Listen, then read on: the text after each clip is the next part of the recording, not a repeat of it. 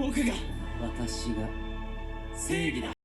this very famous clip you just saw, the two men were saying the exact same sentence. If you only look at the subs or even watch only the English dubbed version, you're probably wondering what it is I want to show you here. Now, it's true that they both said exactly the same, but if you listen, you can hear that the beginning of the sentence was different when they both said it, and that's because they use different pronouns. For this video, we're going to look at 3 basic male first-person pronouns, discuss what they mean, who uses them, and why. Keep in mind, these pronouns are used by ordinary people too. In and of themselves, they are pretty neutral, but if you pay attention to which pronouns characters in anime or other media use for themselves, you might have a better understanding of why the author chose to make the characters use them and how language is chosen to portray a character. In case you didn't know, in Japan you have a variety of first-person pronouns to choose from,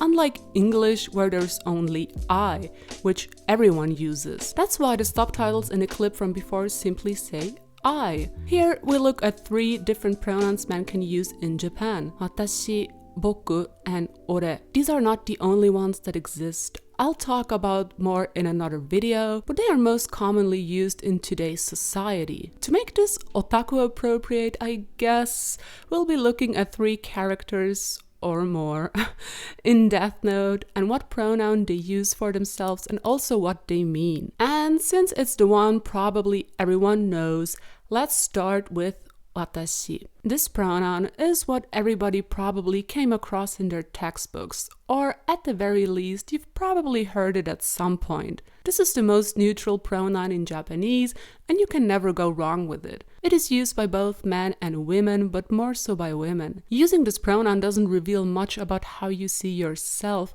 It is so neutral that men who use it seem almost mysterious, as if you couldn't read them or as if they had something to hide. It also implies that the fact that you're a man might not be an important one for you. So let's talk about L. His role as a man in society doesn't really exist. Here's one important fact about L and Light. L operates within the system while Light, of course, doesn't. Light absolutely exists within the system, that is society, and L, on the other hand, doesn't. So L's whole persona was created outside of normal society. That combined with his extraordinary talent for analysis and deduction, plus his cool and calm demeanor, making a man without obvious passions and emotional attachments, as we can clearly observe. L mostly doesn't act on impulse, but on reason,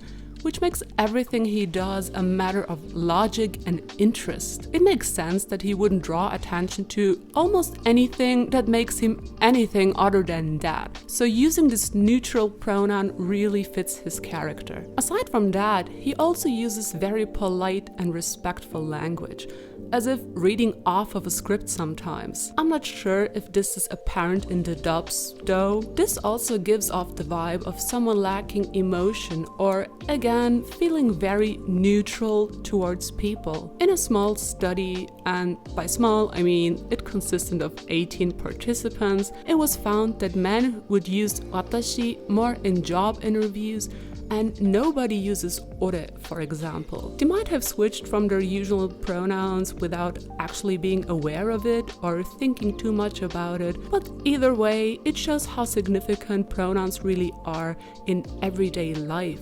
Switching to the neutral pronoun in a formal situation seems to be an obvious choice. L, who always uses formal language, would feel different to me personally if he used anything other than watashi. He uses his polite and neutral language to keep his distance to people without being rude. If he used a more casual pronoun like boku or ore, his whole image would suffer a little. With this in mind, it should come as no surprise that Nia uses watashi as well, since the two of them share many characteristics. Watashi can also be used to sound softer when used by a man. Well, The next guy on the list tries to make you believe he's just a soft-spoken genius, so let's look at how he deceives us with language, or at least part of it.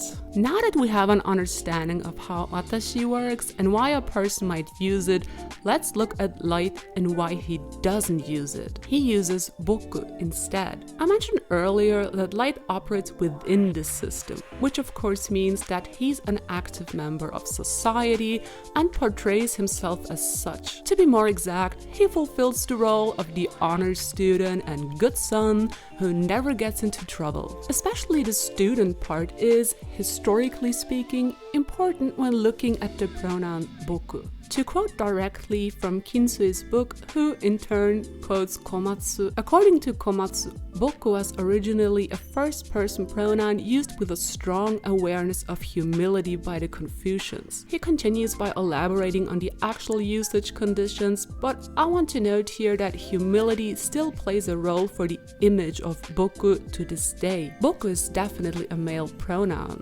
but it is still softer than ore and gives off an image of someone more humble, not arrogant. By the end of the Edo period, boku was used by samurai, so-called entertainer doctors, and most importantly for us here, students. This sort of student language turned into what would later be labeled boys' language. Now, these last two things are important when looking at Light. It's no secret that Light's image is extremely important to him. He's always been a good student, so it was necessary for him to keep up appearances, especially when he started killing people as a side gig. So coming across a simple, ordinary student is important. But not only that, what about this boys' language? Well, usually male children would use the pronoun boku, and later, if ever, some change it into ore to sound more manly.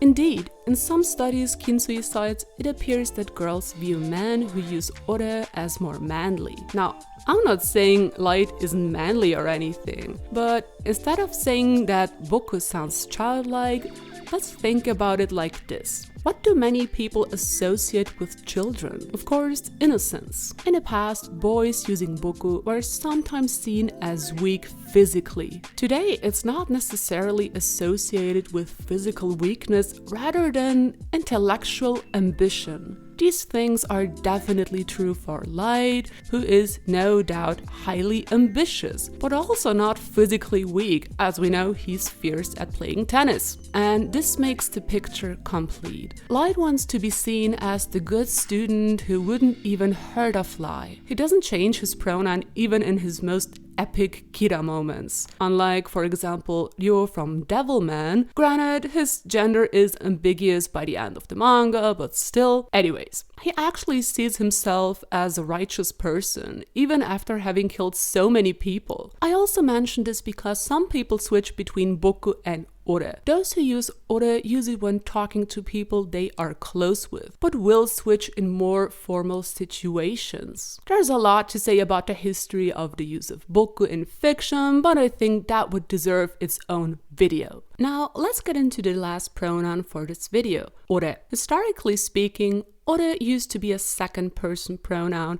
and women and men would use it alike, regardless of their social standing. However, this seems to have changed during the Meiji period when women stopped using it. I mentioned before that it sounds more traditionally masculine to many people, since it doesn't sound exactly academic, as nobody who speaks publicly or in academia would use this pronoun. Also, in the real world, nobody would use ore when speaking to someone older than oneself or somebody of higher status than one's own. According to the Japanese Wikipedia, the kanji couldn't even be found among the Joyo kanji, aka commonly used kanji, and when it was eventually added in 2010, there were some protests because some people felt it was kind of a vulgar word.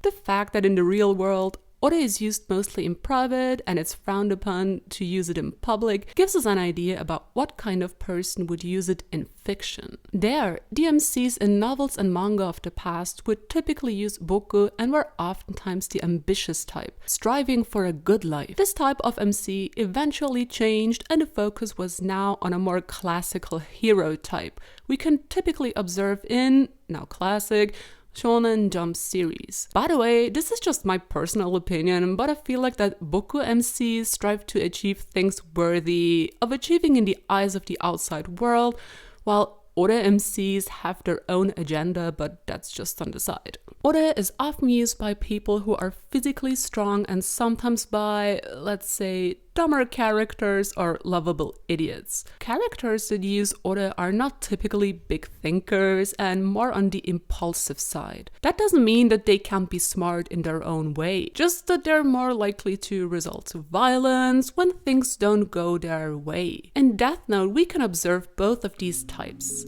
First, we have Ryuk, the sillier one, and then, of course, Mello, the impulsive and more physical one. Mello is obviously highly intelligent, but as you remember, instead of thinking things through, he might just kidnap someone to get what he wants. At times, it seems like he doesn't care about the bigger picture, rather than his own status.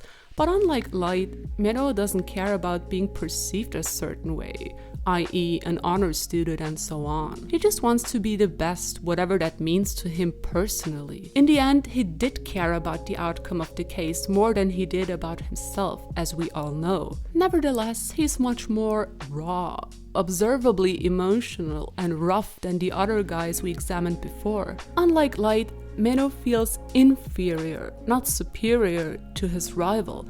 And in an alternate universe, he could be an MC on his way to destroy Nia or whoever else is in his way, making him a classic Ore-using hero type. Ryuk is also a raw character who doesn't hide anything, and if he does, it's simply because he forgot to mention it.